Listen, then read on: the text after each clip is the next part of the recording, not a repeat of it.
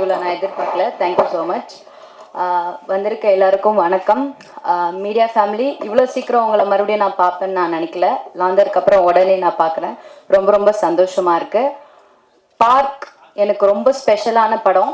ஏன்னா நான் த்ரூ அவுட்டாக ட்ராவலாக இருக்குன்னு நான் நம்பி உங்ககிட்ட சொல்லலாம். ஸோ கண்டிப்பாக எல்லோரும் படம் பார்க்கணும். அண்ட் தென் நட்ராஜ் சாருக்கு பெரிய தேங்க்ஸ், அண்ட் ராசா சாருக்கும் பெரிய தேங்க்ஸ். இந்த இடத்துல நான் ஐயப்பன் சாருக்கு தேங்க்ஸ் சொல்லணும்னு விரும்புகிறேன். ஏன்னா அவரால் தான் நான் இந்த ஃபிலிமுக்கு வந்தேன். So thanks to Ayyappan sir and other cast எல்லாருக்குமே பெரிய தேங்க்ஸ். நான் சொல்லணும்னு நினச்சது எல்லாமே முருகன் சார் சொல்லிட்டாரு. So I will make it short. And Thaman, thank you for being there all time. I have got a lifetime friendship அப்படின்னு சொல்லலாம். So thank you so much for that. Thank you. கண்டிப்பாக எல்லோரும் படம் பார்த்து சப்போர்ட் பண்ணுவீங்கன்னு நினைக்கிறேன். கண்டிப்பாக பார்த்துட்டு உங்களோட சப்போர்ட்ஸ் கொடுங்க. தேங்க்யூ. நல்லா தானே போயிட்டுருக்கு. ஏன் அரசியல் இருக்கிற நடிகன்னு சொல்லிப்போ. இப்போதான் அவங்க ஹீரோ சொன்னார், விட்டா டைரக்டர்கள்லாம் நடிப்பாங்க, ப்ரொடியூசர்கள் நடிப்பாங்க. அவர் ஏற்கனவே டென்ஷன் இருக்கிறார். அடுத்த படம் நம்மளுக்கு கிடைக்குமா கிடைக்காது. அவர் அவ்வளவு மனசுக்குள்ளே வெதும்பி சொல்லிட்டு போயிருக்காரு. இல்லை, ஒரு பயந்தான் அவனுக்கு. அடுத்த படத்தில் முருகனே நடிச்சிருவாரோ, நம்மளை கூப்பிட மாட்டார். அந்த கவலைப்படாத, நீ நல்லா தான் நடிச்சிருக்க. உங்கள் மற்ற படங்கள் பார்க்கல, ஆனால் இதில் எப்படி அந்த சந்திலையும் அத்தனை முத்தம் கொடுக்க முடியுது உன்னால்? இதெல்லாம் விவரமாக பண்ணுறீங்கப்பா. நான் மிஸ் பண்ணிட்டேன். அந்த காலத்தில் அப்போவே நடிச்சிருக்கணும். நிறைய பேர் சொன்னாங்க நீங்கள் நடிங்கன்னு. என் கூட இருந்த அசிஸ்டண்ட்டுக்கு மோசமான பயலுங்க. சார் வேண்டாம் சார், அவன் வாய்ப்பு போய்விடுறதுக்காக என் வாழ்க்கையே முடிச்சிட்டாரு.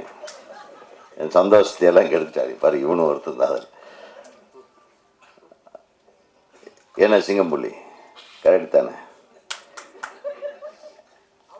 அதில் தப்பிச்சு வந்தது பாக்கியராஜ், பார்த்திபன், பாண்டியராஜ். அவங்க இயக்குனராகவும் என்ஜாய் பண்ணிட்டாங்க, நடிகராகவும் என்ஜாய் பண்ணிட்டாங்க இல்லையா? நம்ம கூப்பிட்டா இப்போ அப்பா வேஷத்துக்கு கூப்பிடுறாங்க. டேய், நான் இன்னும் கொஞ்சம் யங்குடா. எம்ஜிஆரே 42 வயசில் தான் ஹீரோ ஆனார். பெரிய பெரிய ஹீரோக்கள் எல்லாம் என்னை விட வயசானவங்களாக இருக்கிறாங்க. என்னை ஏன்டா ஹீரோ ஆக்க மாட்டேன்றீங்கன்னு நேற்று ஒருத்தர் கதை சொல்ல வந்தார். அவன் டென்ஷன் ஆகிட்டான். சார் நீங்கள் நடிப்பீங்களா மாட்டிங்களா அப்படின்னு. இல்லை, எனக்கு இப்போ ஹீரோவாக நடிக்கலான்னு ஒரு ஆசை வந்திருக்கேன். நல்லா ஃபைட் பண்ணுவேன், நல்லா டூயட் பண்ணுவேன். இவர் பண்ணார் அந்த வேலையெல்லாம் எல்லாத்த விட நல்லா பண்ணலாம். வாய்ப்புகள் தான் கிடைக்க மாட்டேங்குது. தயாரிப்பாளரே கொஞ்சம் பார்த்துங்க எங்களையெல்லாம். நான் பேரரசு வேணால் எங்கள் படத்தில் வில்லனை போட்டுக்கலாம். அவன் நீ இருக்கீல்லப்பா, எப்படி புகழ்ந்து எங்கள் படத்தை நீ ப்ரொமோட் பண்ணுவ எங்களுக்கு தெரியாதா? ஆக ஒரு மிகச்சிறந்த ஒரு படம். ரொம்ப நாள் கழித்து ஒரு ப்ளசண்ட்டான 2 சாங்கு 3 சாங்கும் பார்த்தேன். அதில் ஒரு சாங்கு மிரட்டிடுச்சு. முதல் சாங்கே வந்து நம்மளை அப்படியே இப்போ இன்னும் நம்ம தமிழ் சினிமாவில் உயிர் இருக்கு, அது இருக்கு அப்படின்ற ஒரு இது வந்துருச்சு. அது இதுன்னு பேசுனா நீங்கள் உங்கள் இஷ்டத்துக்கு ஃபில்அப் பண்ணிக்கங்க. சூப்பராக இருந்துச்சு. ஸோ முருகன் சாதாரணமான ஆள் இல்லை. யார் டைரக்டரு திருவண்ணாமலையை கிரிவலம் வந்து என்னென்ன திங்க் பண்ணிக்கிறான்னு தெரியுது. கிரிவலத்தை விட அதிகமாக இவரை சுற்றி வளம் வந்த ஆள் இவர் தான். 2 பேரும் சொல்லிட்டாங்க மாற்றி மாற்றி. கிரிவலன்னு டைட்டில் வச்சிருக்கலாம், பார்க்குன்னு டைட்டில் வச்சுருக்க. நிச்சயமாக இந்த பார்க்கு நிச்சயமாக நல்ல நறுமணம் கமலும், நல்ல பூக்கள் மலரும், வெற்றி மலர்களை மலர் வைக்கும் ஒரு பார்க்காக இருக்கும் என்ற ஒரு நம்பிக்கை எனக்கு இருக்கு. ஏன்னா இதில் எல்லாருமே சிறப்பாக இருந்தது. ஒரு படம், இந்த செகண்ட் ஹீரோயின் வந்து இந்த கன்னட குயில் தமிழில் இசைத்தால் எப்படி இருக்குன்ற மாதிரி. எங்கே பாப்பா நீ ಹೆಸರೇನು? ಲೀಮಾ ರೇ. ಸೂಪರ್. ಅಂದರೆ ಏನು ಅರ್ಥ? ನನಗೆ ಅರ್ಥ ಆಗಲಿಲ್ಲ, ಗೊತ್ತಾಗಲಿಲ್ಲ. ಅಂದರೆ ಏನು ಮೀನಿಂಗ್? சினிமா அப்புறம் ரே சூரிய கிரண். அப்பா எவ்வளோ விஷயம் வச்சிருக்கு பாருங்க. ஸோ ரொம்ப ரொம்ப சந்தோஷமாக இருந்தேன். இந்த பிள்ளை தனக்கு தெரிந்த தமிழில் அழகா பயம் இல்லாமல் எங்களை தமிழ் பேசி யாராலும் கொள்ள முடியாது அப்படின்றத நிரூபிச்சிருக்காங்க. நீங்கள் பேசுகிற தமிழ் எங்களுக்கு இனிமையாக இருந்தது, கொஞ்சம் தமிழாக இருந்தது. அதனால் அது வேண்டாம், நம்ம அடுத்த கட்ட அரசியலுக்கு திருப்பி போயிடுவோம். நம்ம அம்மா சொன்ன மாதிரி ஒரு படத்தில் இந்த அமைச்சராக நடித்தேன் பார்த்தீங்களா, கருடனில். தெரியாதனமாக அது எனக்கு ஒரு நல்ல பேர் வந்துருச்சு. இதுதான் சமயம்னு இன்னொரு டைரக்டர், எங்கள் சங்கத்தோட துணைத் தலைவர், இணை செயலாளர், அவர் கூப்பிட்டு என்ன சிஎம் ஆக்கிட்டார். ஏய், போன படம் தான் மினிஸ்டர், அடுத்த படத்துலேயே சிஎம்மா. ஸோ அதை வச்சு அவங்க கலாட்டா பண்ணுறாங்க. ஸோ இந்த மாதிரி எப்போ சினிமாவில் இப்படி ஒரு வியாதி இருக்குது தெரியுமா? ஒருத்தர் மினிஸ்டராவோ இதாவோ நடித்தா அடுத்தது எம்எல்ஏ, இதே வேலையாக போயிடும் நம்மளுக்கு. ஸோ அதை மாற்றுங்க. நீங்கள்லாம் சொல்லி அடுத்தடுத்து எனக்கு வேறு மாதிரி கேரக்டர்களை வாங்கி கொடுங்க என்னுடைய பத்திரிகை நண்பர்கள். அப்புறம் ஹீரோயினை பார்த்த உடனே உண்மையுமே நல்ல லட்டு மாதிரி, ஒரு லட்டே வந்து டான்ஸ் ஆடுற மாதிரி இருந்துச்சு. ரொம்ப அழகாக பண்ணியிருந்தீங்க. ரொம்ப பியூட்டிஃபுல் எக்ஸ்ப்ரெஷன். அந்த காதல் மொழிகள் விழிகளில் பேசுவதாகட்டும், இவருடைய வரிகள், இந்த இந்த நம்ம கவிஞர் ராசு, அவர் இந்த முதல்லேருந்தே இந்த பொண்ணை பார்த்துட்டே இருந்திருப்பார் போல் இருக்கு. அவர் பாட்டு எழுதுறதுக்குன்னு ஒரு இன்ஸ்பிரேஷன் இருக்கணும், இல்லைன்னா எழுத முடியாது. இவர் பயங்கரமான ஆளாக இருக்கார். அப்படியும் எழுதியிருக்காரு. இன்ஸ்டாகிராம் ரேஞ்சில் ஆரம்பித்து இதில் வந்து நீ நடந்த இந்த ஃபஸ்ட்டு பல்லவி ஃபஸ்ட் லைனே நல்லா தான். மண்ணெல்லாம் பொண்ணாகும், மாத்தோமா நீ நடந்த மண்ணெல்லாம் பொண்ணாகும். பாருங்க, விட்டா இப்போவே எழுதிடுவோம். ஆக மொத்தம் எங்களுக்கெல்லாம் வந்து ஆப்பு வச்சிட்டிங்க. அப்பப்போ ஒவ்வொருத்தர் கூப்பிட்டுட்ருக்காங்க. என்ன வேலை கொஞ்ச நாளில் நிறைய பேர் எனக்கு பாட்டு எழுத கூப்பிட்றாங்க. சுச்சுவேஷன் சொல்ல போனால் ஐட்டம் சாங் சார், நேற்று தான்ப்பா ஒன்று எழுதுனேன், திருப்பி அதே மேட்ரு எப்படிடா எழுதுறது? ஸோ இப்போது அந்த ராவாலி சாங் வந்த கடைசியில் இப்போ நம்ம அரண்மனையில் ஒரு பாட்டு வந்ததில் அவங்க கொலை கொள்ளையா மந்திரிக்காவா, இதெல்லாம் வந்த கடைசியில் எல்லாமே அந்த மாதிரி பாட்டு கேட்குறாங்க. நல்ல விஷயம்.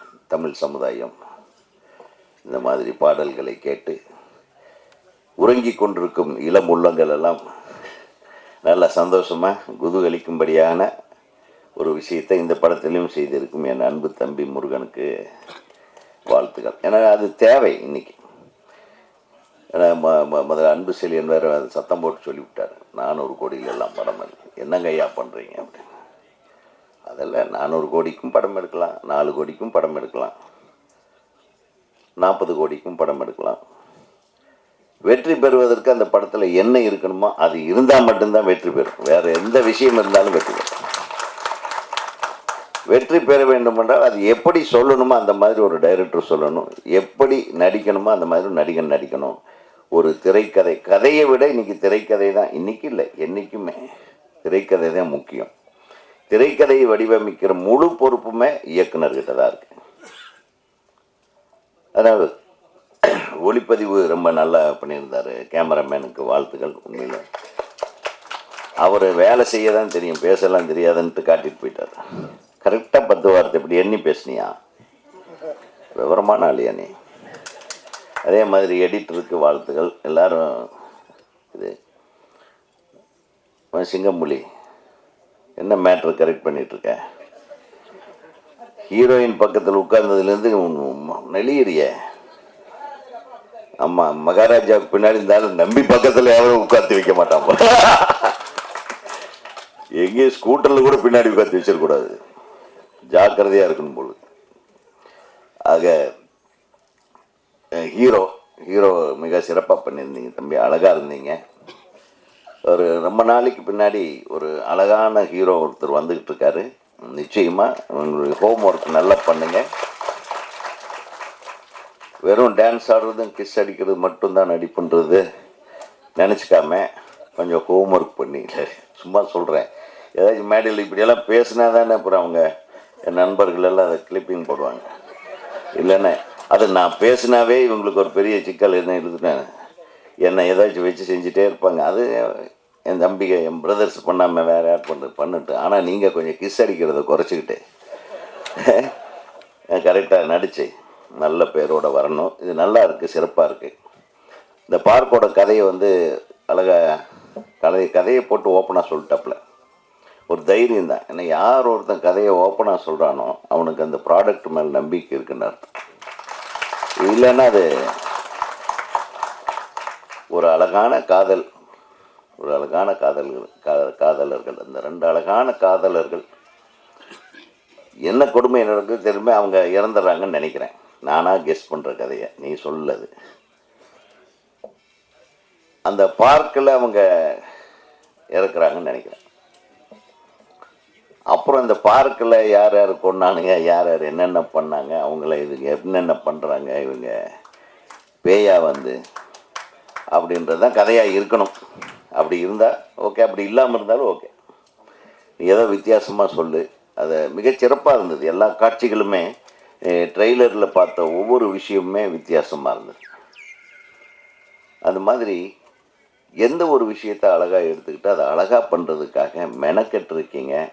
ஒரு தயாரிப்பாளர் வந்து அத்தனை தொழில்நுட்ப கலைஞர்களையும் அத்தனை நடிகர் நடிகைகளையும் அத்தனை பேரையும் பாராட்டின ஒரே மேடை இதாக தான் இருக்குன்னு நினைக்கிறேன். ஏன்னா அவ்வளவு பொறுமையாக. அப்புறம் தான் ஏன்டா பாராட்டினாருன்னா தம்பியை போட்டு உடச்சிட்டாரு. காலையில் 5 மணிக்கே எழுந்திரிச்சு எல்லாத்தையும் எழுப்பி விடுற வேலையிலேருந்து ஒரு ப்ரொடியூசர் ஒழுக்கமாக படம் பண்ணியிருக்காரு. ஒரு 5 நிமிஷம் கூட யாரையும் வேறு மாதிரி திங்க் பண்ண விடல படத்தை தவிர. ஸோ ஒரு தயாரிப்பாளர் எப்படி இருக்கணும், அதுவும் ஒரு புது தயாரிப்பாளர் எப்படி இருக்கணுங்கிறதுக்கு உதாரணமாக நம்ம தயாரிப்பாளர் செயல்பட்டிருக்கிறார். அவருக்கு எனது மனமார்ந்த வாழ்த்துக்கள். இந்த படத்தை நம்பி இந்த படத்தை நிச்சயமாக நல்ல பாடல்கள், இதுக்கு நல்ல வரவேற்பு வரும்னு இந்த இசை வெளியீட்டை உரிமையை வாங்கியிருக்கிற அவர் சாரு, ட்ராக் மியூசிக்கு அவர் சார் நிறைய படம் பண்ணியிருக்காங்க. அதான். So I am very thankful to you. ஏன்னா இந்த மாதிரி புதியவர்கள் எடுக்கிற படத்தை என்கரேஜ் பண்ணுறது மூலமாக அடுத்தடுத்து படம் தயாரிக்கிற நம்பிக்கையை நம்ம வந்து மக்களுக்கு ஊட்டணும். அப்புறம் சொன்னாங்க நிறைய பேர் பார்த்தீங்கன்னா, இப்போ இங்கே இருக்கிறவங்க யாருமே, பெரும்பாலானவங்க இந்த பத்திரிகையாளர்கள் தவிர யாருமே நாங்கள் இந்த 400 கோடி படத்துக்கு ஃபங்க்ஷனுக்கெல்லாம் எங்களை கூப்பிட மாட்டாங்க. நம்ம அந்த கேட்டகரியிலேயே கிடையாது. நாங்கள் எல்லாம் இல்லை மாற்றுவோம்ன்றது இல்லை சார். மாறுவது வந்து இயற்கை, மாற்றம் என்பது இயற்கை. இப்போ நம்மெல்லாம் வந்து சாதாரணமாக நம்ம 2 கோடியில் படம் எடுத்தோம், 1.5 கோடியில் எடுத்த படம் கிழக்கு வாசல், 2.5 கோடியில் எடுத்தது சின்ன கவுண்டர், 4 கோடியில் எடுத்தது எஜமான், அவ்வளோதான். அப்போ இருந்த காலகட்டம் அது. அப்போ அது பெரிய பட்ஜெட்டுன்னு கூட நினச்சிருந்துருக்கலாம். பட் அதையெல்லாம் குறை சொல்ல முடியாது. பட் பொதுவாகவே நாங்கள் என்னென்னா, இந்த மேடையை பொறுத்தவரையிலும், இந்த இடத்த பொறுத்தவரையிலும் எளிமையாக ரொம்ப கஷ்டப்பட்டு ஒரு இந்த திரைத்துறையில் ஏதாச்சும் சாதிக்கணும்னு வழி தெரியாமையோ வழி தெரிஞ்சோ வந்த கடைசியில் கொஞ்சம் மாட்டிக்கிட்டோ வந்த கடைசியில் சுகமாகவும், இந்த பிரசவம் இருக்குது பாருங்கள், ஒரு படத்தை ரிலீஸ் பண்ணுறது, அது சுகப்பிரசவமாகவும் இருக்கும், சிசேரியனாகவும் இருக்குது, அப்புறம் பேபி சர்வைவ்டு, மதர் டெட்டு அப்படியும் இருக்கும், சிலது மதர் டெட்டு இல்லை பேபி சர்வைவ்டு இருக்கும். இந்த மாதிரி நிறைய விஷயங்கள் இந்த ஒரு ரிலீஸ்ன்றதில் அவ்வளவு கொடுமைகள் இருக்குது. அந்த கொடுமைகள் எல்லாம் தாண்டி ஒரு படம் வெளியாகுதுன்னா அது பெரிய படங்களுக்கு இன்றைக்கி ஈஸியாகிடுது, சின்ன படங்களுக்கு கேள்விக்குறியாக இருக்குது. அதனால தான் நான் திருப்ப சொல்கிறேன், எங்களை போன்றவர்களை சின்ன பட தயாரிப்பாளர்கள், புதிதாக படம் சொன்னும் இயக்குநர்கள் எல்லாமே எங்களை கூப்பிடும்போது ஒரு 3-4 மணி நேரம் 3 மணி நேரமாவது அந்த சேரில் உட்கார்றது கஷ்டம்தான். ஆனால் எங்கள் பத்திரிகையாளர்களை கம்பேர் பண்ணால் நம்ம பெட்டர். அவங்க காலையில் ஒரு 3 மணி நேரம், மத்தியானம் ஒரு 3 மணி நேரம், சாயந்தரம் ஒரு 3 மணி நேரம் உட்கார்றாங்க பாருங்கள். அதை விட நம்மளுக்கு என்ன வேலை? என் பிரதர்ஸ் வந்து சஃபர் ஆகுறாங்க. பட் ஒரு படம் எடுக்கிறது இந்த 30 நாளோ 40 நாளோ பணம் போட்டு படம் பண்ணியிருக்கீங்க இல்லையா, உங்களை வாழ்த்துவதை தவிர எங்களுக்கு வேறு சந்தோஷம் வேறு எதுவும் இருக்க முடியாது என்பதை இங்கே நான் தெரிவித்துக் கொள்கிறேன். ஏன்னா உண்மையாக சினிமாவை எடுக்க வரும்போதோ, சினிமாவில் ஒரு டைரக்டராக நம்ம வரணும்னு ஆசைப்பட்டு வரும்போதோ, அந்த உத்வேகத்துக்கு நம்ம போராடுற போராட்டம் இருக்குது பாருங்க.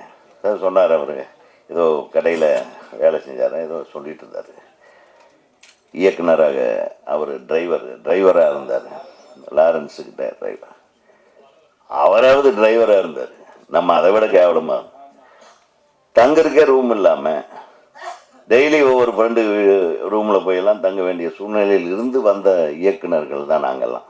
அதனால் கஷ்டப்படுறதுன்றது இது ஒரு அடித்தளம் மாதிரி, நம்ம போடுற ஸ்டெப்பு, அதுதான் ஸ்ட்ரென்த்து. அந்த கஷ்டத்துலேருந்து வந்ததுனால தான் நம்ம வெற்றிகளை கொடுக்க முடிந்தது. ஆனால் அந்த கஷ்டத்தை நம்ம வெற்றிப்படிகளாகத்தான் மாற்றிக்கொள்ள வேண்டும். அதனால் முருகனுக்கு நிச்சயமாக தோல்வி கிடையாது. ஒரு மிகச்சிறந்த ஒரு தயாரிப்பாளர் ஒன்று கிடைச்சதே ஒரு பெரிய பலம். அதை விட பலம் இந்த படத்தில் அழகான நடிகர்கள். எனக்கு கேட்டேன், நான் பார்த்தேன் எல்லாருமே ஹீரோயின் மாதிரி இருந்தேன். அப்புறம் அவர் கேட்டேன், இவங்க யாரா? ஹீரோவுக்கா? எனக்கு அம்மாவா நடிக்கிறாங்க, உங்களுக்கா ஹீரோயினுக்கா? இவங்க அம்மா கூட அழகாக இருக்காங்க. எங்கே அவங்க? ஜெயந்தி மேடம். ஓ சூப்பர். நான் அவங்க முன்னாள் ஹீரோயினோ அப்படின்னு நினச்சேன். வாழ்த்துக்கள்.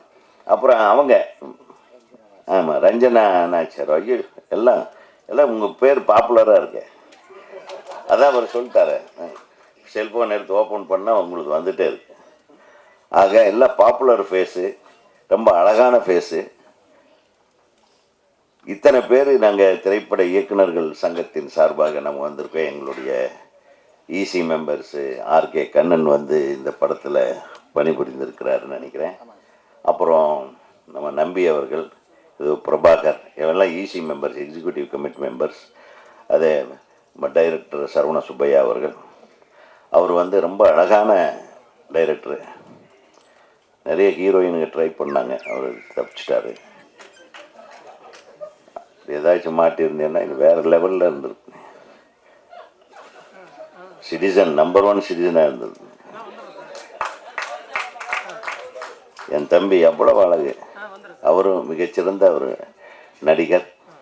எல்லாத்தையும் விட இப்போ ரொம்ப தெனாவெட்டில் உட்கார்ந்துட்டு இருக்கிற என் அருமை தம்பி வெற்றி கழிப்பிலே மிதந்து கொண்டு நம்மளை எல்லாம் பற்றி ஏதோ தப்பாக பேச போகிறேன்ட்டு சொல்லிட்டு இருந்தார். தம்பிக்கு என் வாழ்த்துக்களை சொல்லி, கடைசியாக இந்த பார்க்கு படத்தோட இசையமைப்பாளரை பற்றி சொல்லன்னா அது நல்லா இருக்காது. தம்பி நீங்கள் ரொம்ப நல்லா பண்ணியிருந்தீங்க. ஏன்னா இசையை தரமாக செய்திருக்குது. எல்லா பாடல்களுமே கேட்கும்படியாக அழகாக, பிஜிஎம் ஆகட்டும். ஒரு பாடல் சிறந்த பாடலாக இருக்கணும்னா முதல்ல அந்த பாடல் வரிகள் கேட்கணும். ரெண்டாவது அந்த சிச்சுவேஷனோட இயல்பாக மேட்ச் ஆகுது. இது யதார்த்தமான பாடல்கள். ஒரு காலத்தில் இந்த 2 பாட்டும் எனக்கு கொஞ்சம் ராஜா சாரோட ஃபீல் இருந்தது. அந்த ஃபீல் இல்லைன்னா பாடல் வெறும் மெக்கானிக்கல், இந்த ட்ரம்ஸ் எல்லாம் வாசிக்கிற மாதிரி, இந்த உணர்வும் ட்ரம்ஸ் மாதிரி ஆகிடும். இப்போ வர்ற படங்கள்லாம் அப்படித்தான், டம்மால் டும்மில் வர்றான்னு போகிறான்னு போயிடும். என்ன, அதனால தான் இன்றைக்கி நம்ம ஏதாச்சும் திடீர்னு பக்கத்தில் ஒரு 4 மூனை மரவாத என்னடா நம்ம பாட்டு வருதுன்னு பார்த்தா அவன் செல்ஃபோனில் வந்துட்டுருக்கு. நம்மளை சுற்றி இந்த தொல்லைகள், நம்ம எழுதின பாட்டே வந்துட்டுருக்கும் பாருங்க. எவ்வளோ சந்தோஷமாக இருக்குது தெரியுமா? அது உணர்வு கலந்த பாடல்களாக இருந்தால் மட்டும்தான். நீ தயவு பண்ணி நீ மியூசிக் போடும்போது உணர்வு கலந்த இசையை கொண்டு வா. உணர்வு இல்லாத இசை, செயற்கைத்தனமான இசையை இனிமேல் செஞ்சிடாதீங்க.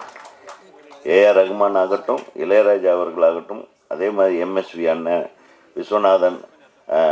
விஸ்வநாதன் ராமமூர்த்தி அவர்கள், அதே மாதிரி கேவிஎம் அவர்கள், கொஞ்சம் பழைய பாட்டெல்லாம் எடுத்தீங்கன்னா என்ன ஃபீல் அது. அந்த ஃபீலிங் இல்லைன்னா இதில் உயிர் இல்லாத பாடல்கள் இருக்குது நிறையா. இன்றைக்கி வர்றதெல்லாம் உயிர் இல்லாத பாடல்கள். சும்மா போட்ட உடனே நங்கு நாடி நரம்பெல்லாம் இழுத்துக்கிட்டு ஜவுக்குன்னு இழுப்பானுங்க. அதோட கட்டு இப்படி வீட்டுக்கு படுத்து தூங்கிடுவாங்க.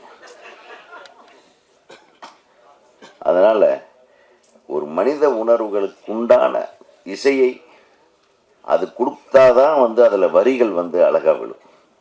ஒரு நல்ல டியூனுக்கு தான் நல்ல வரிகள் எழுத முடியும். அதனால் தப்பிட்டீங்க கவிஞரை. ஒரு நல்ல மியூசிக் டைரக்டர்னால நீங்கள் தப்புனீங்க, ஆனால் புகுந்து விளையாடிட்டீங்க.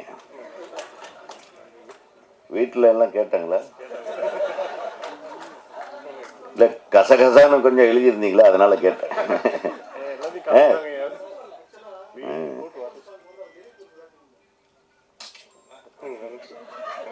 முதல் அவர் தான் ஐட்டத்தை ரெடி பண்ணாரா? இவர் பண்ண ஐட்டத்துக்கு அவர் வெயிட் கொடுத்துருக்காரு பாருங்க. அப்புறம் அந்த ஐட்டத்தை யார் செலக்ட் பண்ணாங்க? அது டைரக்டரா, ப்ரொடியூசர்? காலங்காத்தால் 5 மணிலேருந்து இதுதான் வேலையா உங்களுக்கு? அத மிக சிறப்பா ஒத்துமையா எல்லா விஷயத்திலையும் ஒன்று சேர்ந்து எல்லாம் வேலை செஞ்சிருக்கீங்கன்னு தெரியுது. தமிழ்நாடு திரைப்பட இயக்குநர்கள் சங்கத்தின் சார்பாக உங்களுக்கும் இயக்குனருக்கும் அனைத்து தொழில்நுட்ப கலைஞர்களுக்கும் அனைத்து உதவி இயக்குநர்களுக்கும் அனைத்து நடிகர் நடிகைகளுக்கும் தமிழ்நாடு திரைப்பட இயக்குனர் சங்கத்தின் சார்பாக எனது மனமார்ந்த வாழ்த்துக்களை தெரிவித்து விடைபெறுகிறேன். நன்றி. அனைவருக்கும் வணக்கம். அதை நான் பேசணும்னு சொல்லக்கூடாது. நீங்கள் முதல்ல சொல்லியிருக்கணும் ஃபஸ்ட்டு மழை வருதுங்கிறது சொன்னாங்களா? எனக்கு அங்கே காலையில் ஓகே ஓகே. எல்லாருக்கும் வணக்கம். சீக்கிரம் பேசி முடிச்சிடுறேன். ஆமாம், காரில் வரவங்களுக்கு பிரச்சனை இல்லை, நிறைய பைக்கில் வந்திருக்கிய அவங்களுக்காக சீக்கிரம் பேசி முடிச்சிடுவோம். இந்த மேடை வந்து யாருமே டைரக்டர் இல்லை. முதல்ல சிங்கம்புலி சார் வந்து ஒரு காலத்தில் இயக்குனர், இப்போ முழு நேர நடிகர். அப்புறம் எங்கள் சரவண சுப்பியா அவர்கள், அவரும் டைரக்டர், இப்போ அவரும் முழு நேர நடிகர். அப்புறம் எங்கள் தலைவர் ஆர் உதயகுமார் சார் அவர்கள், அவர் நடிகர் ஆகிட்டார். ஆமாம், மினிஸ்டராக இருந்தார். அப்புறம் எல்வி சார் வந்து இப்போ சிஎம் ஆக்கியிருக்காரு. அடுத்து யாராவது பிஎம் ஆக்கி விட்டுங்க வரேன். வளர்ச்சி தொடரட்டும். ஆமாம், சீக்கிரம் வந்துட்டோம். அப்புறம் பார்த்தா சரி, இந்த படத்தை இயக்குனர் தான் இயக்குனர் இருக்கும் பார்த்தா நம்ம தமிழ் சார் வந்து அவரையும் சேர்ந்து நடிகர்ன்ட்டார். இப்போ இயக்குனருக்கு பஞ்சமாக போச்சு. திரையுலகிலே இன்றைக்கி பஞ்சம் வந்து இயக்குனருக்கு தான். சின்ன சூழ்ச்சி இது நடக்குது. இயக்குனர்லாம் நடிகர் ஆக்கிட்டு ஒதுக்கிறாங்க. அப்படியே அந்த சூழ்ச்சி எல்லாம் விழுந்துட்டுன்னு நினைக்கிறேன். சரவணேஸ்வர் சார் அடுத்து படம் பண்ணணும் சார். சிங்கம்புலி சார் மகாராஜாவுக்கு மேலே படம் பண்ணணும். பார்க் ட்ரெய்லர் பாடல்கள் எல்லாமே அருமை. எல்லாம் புகழ்ந்து பேசிட்டாங்க. பாடல்களுக்கு உண்மையிலேயே மிஸ்டர் அமரா சார் பாராட்டணும். 3 பாட்டும் 3 விதம். இந்த படத்தோட கதாநாயகன் தமன் சார் நிறைய படங்கள் கதாநாயகன் நடிச்சுக்கிட்டு இருக்காரு. நிறைய படங்களை பார்க்குறோம். சிலரும் கதாநாயகன் சொல்கிறாங்க, கதாநாயகனை பார்க்க முடியல. ஆனால் இவர் ஒரு கதாநாயகனுக்குள்ள தகுதி, அது அழகு, அந்த ஹைட்டு, கலரு எல்லாம் கரெக்டாக அமைஞ்சிருக்கு. நடிப்பும், நான் நடிப்பை பார்த்தேன், நீங்கள் முத்தத்தை பார்த்திய. நான் வந்து அவர் என்னத்தை பார்க்கணும் அதை பார்த்தேன். அவர் உதயகுமார் சார் வந்து ஹீரோட அம்மா அழகாக இருக்குன்னு அவங்கள ரசிச்சிருக்காரு அவர். நான் என்ன செய்றேன், அந்த வயசுக்கு ஏற்ற மாதிரி கண்ணு தேட முடியாது. கதாநாயகி இருக்குது, கண்ணெடுத்த அழகி இருக்குது, அதெல்லாம் கண்ணில் படலை. கதாநாயகி அம்மா சரி ஓகே. வயசு கோளாறு கவிஞர்கிட்ட மட்டும் இல்லை, எங்கள் தலைவிட்டு இருக்குது. அந்த வயசுக்கு ஏற்ற மாதிரி கோளாறு. அப்புறம் நம்ம கவிஞர் ராஜா சாரா, ராசா மன்மத ராசா, பின்னிட்ட ராசா. எல்லாரும் அந்த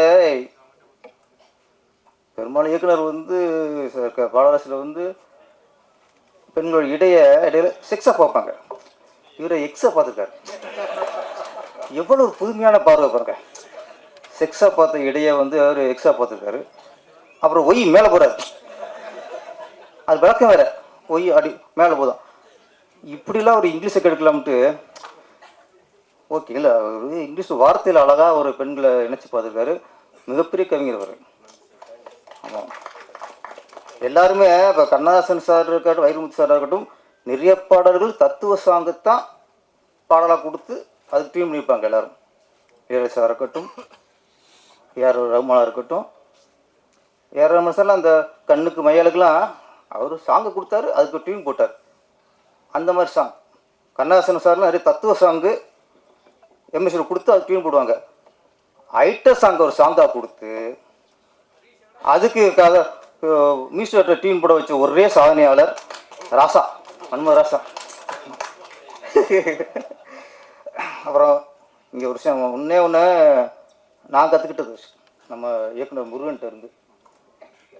நான்லாம் இது எல்லா படத்துக்குமே ஒரு 2 மணி நேரம் கற்றுக்கிருக்கேன். மூச்சு பிடிக்க நடித்து, வில்லன் மாதிரி நடித்து, ஹீரோ மாதிரி நடித்து, காமெடியன் மாதிரி நடித்து, எல்லாம் நடித்து வாய்ப்பு வாங்கியிருக்கேன். மனுஷன் 2 லைன்,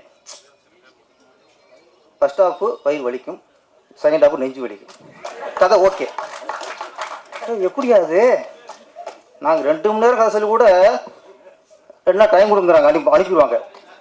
அப்புறம் தான் சரி அங்கே நொட்டை இங்கே நொட்டை நம்ம சரி அது சரி பண்ணிடுவோம். ஏன்னா வாய்ப்பு இருக்கும் நம்மளுக்கு, அது சரி பண்ணிடலாம். இப்படிலாம் நாங்கள் வாய்ப்பு பிடிச்சி வந்திருக்கோம். ஃபஸ்ட் ஹாஃபில் வயிறு வலிக்கும், செகண்ட் ஹாஃப் நெஞ்சு வலிக்கும், முடிஞ்சு. அதுக்கு இதை புரிஞ்சுட்டு பிடிச்சிருந்ததுக்கு ஓகேன்னு கதை பாருங்க.